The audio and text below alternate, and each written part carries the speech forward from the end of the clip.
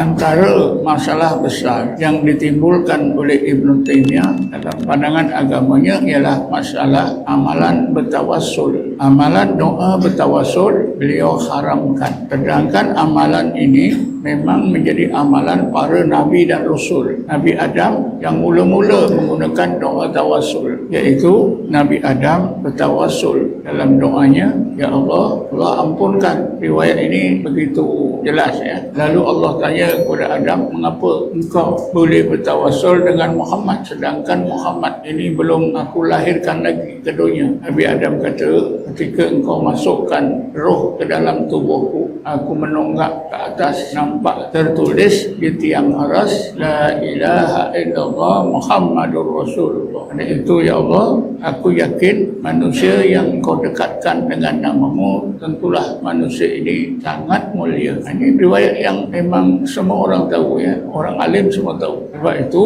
doa bertawassul ini memang menjadi amalan para Nabi dan Rasul, bukan saja Adam. Seluruh Nabi-Nabi dan Rasul-Rasul semua berdoa dengan doa tawassul. Nabi Muhammad pun melakukan doa tawassul. Para sahabat selama 700 tahun tak ada seorang ulama mengatakan haram. Tapi bila Ibn Taymiyah ini hidup, dialah ulama yang pertama mengharamkan tawassul.